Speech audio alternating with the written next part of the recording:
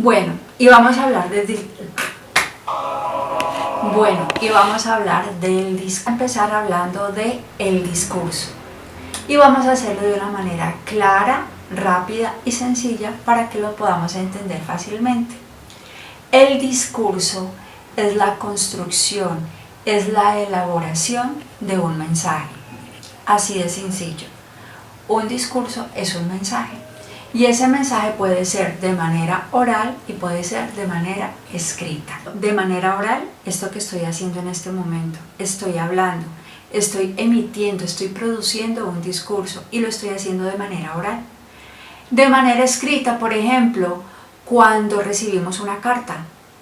En la carta hay un mensaje y ese mensaje viene escrito. Ese es un discurso escrito. Pero tenemos que tener muy en cuenta y muy claros unos elementos, unos componentes que hacen parte de la elaboración del discurso. Por ejemplo, el emisor. Emisor quiere decir emitir, producir. El emisor es el que produce el discurso. Por ejemplo, yo en este momento estoy produciendo un discurso oral. Yo soy la emisora, ¿sí? Porque yo soy la que emito, la que produzco ese discurso. Ahora hablemos del receptor. Receptor quiere decir recibir, es decir, la persona que recibe, que escucha o que lee ese discurso. Por ejemplo, en este caso, yo les estoy hablando a ustedes, les estoy emitiendo un discurso a ustedes. Ustedes son los receptores. Por ejemplo, yo les estoy hablando a ustedes acerca de lo que es un discurso, diciéndoles que un discurso es un mensaje y de que este mensaje tiene varios elementos que lo componen. Sí, y yo estoy recibiendo ese discurso acerca del mensaje y de los elementos del mensaje. En conclusión, el que emite el discurso, el que produce el discurso es el emisor y el que escucha el discurso es el receptor. Entonces vamos a hacer un pequeño ejercicio. Si yo estoy en un teatro escuchando un recital de poesía, ¿quién es el emisor? ¿Yo? ¿El público? ¿O el poeta? A ver, si tu opción fue la tercera, el poeta, muy bien, te quedó muy bien, aprendiste, ya te quedó muy claro, te has ganado un bonito en tu nota final. Entonces, podemos seguir. Ahora hablemos de otro elemento muy importante, el código. Pues sí, el código es el sistema de signos que el emisor utiliza para producir ese discurso. Por ejemplo, el código más importante, digamos que el más usual y el más empleado es el de las lenguas humanas.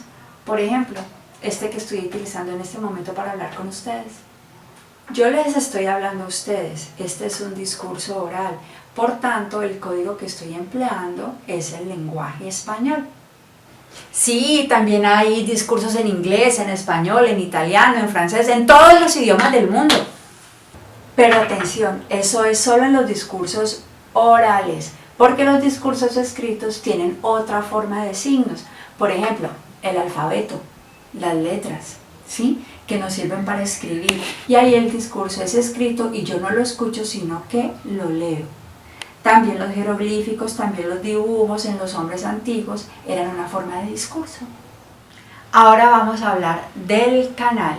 El canal también es muy importante, porque es el medio que utiliza el emisor para que el discurso viaje hasta el receptor. Y ese canal puede ser sonoro, puede ser táctil o puede ser visual. Sonoro, por ejemplo, cuando yo lo escucho, como este que estoy haciendo, estoy hablando y ustedes escuchan. Cuando escucho una conferencia, cuando escucho el poeta del que hablábamos ahora. Visual, cuando yo lo veo, cuando veo a través de una imagen ese discurso, cuando leo una carta, cuando leo una pancarta, cuando leo una valla. Y táctil, por ejemplo, Ustedes han escuchado el método Braille, que son unos punticos a través del que los ciegos pueden leer, ¿sí? Táctil porque ellos con las yemas de los dedos tocan y leen las letras que hay allí escritas. Y volviendo en sí al discurso, casi siempre relacionamos los discursos con un acto público, cuando alguien se dirige hacia un público, hacia una comunidad y lo hace con un fin determinado, ya sea el de explicar algo, el de convencer a alguien o a algunas personas, ¿sí?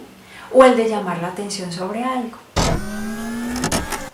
Los discursos se pueden apoyar en ciertos elementos técnicos o audiovisuales, como por ejemplo imágenes, videos, PowerPoints, sonidos que sustenten y que apoyen la información que se está dando en ese momento, y además también para que el público logre tener siempre la atención en lo que se está diciendo. Los discursos están muy relacionados con la política, por ejemplo, cuando nuestro presidente habla por televisión para indicarnos algo. También hay discursos de apertura, como por ejemplo cuando se va a inaugurar un acto deportivo. Hay alguien que emita un discurso, o un discurso de bienvenida cuando llega de pronto una personalidad importante a una región, a un país. También hay discursos que utilizan los abogados para defender a las personas que necesitan ser defendidas. Existen muchos tipos de discurso, pero en el grado en el que estamos solamente vamos a ocuparnos de unos. Por ejemplo, el discurso narrativo, como el del cuentero o el del poeta del que hablábamos ahora, nos narra, nos cuenta una historia que puede ser real o ficticia o tener los dos elementos. Un discurso expositivo, cuando quiero dar a conocer algo. Un discurso descriptivo, cuando quiero describir algo, cuando quiero describir una situación. O un discurso argumentativo, cuando quiero explicar algo y convencer a alguien a través de argumentos. El fin del discurso siempre será dirigirse a alguien, para transmitir un mensaje, una idea, para explicar algo simplemente, para intentar llamar la atención o para convencer a alguien. Esto fue todo por hoy. Nos vemos. Quelqu'un qui m'a dit que tu m'aimes encore, serait-ce possible alors?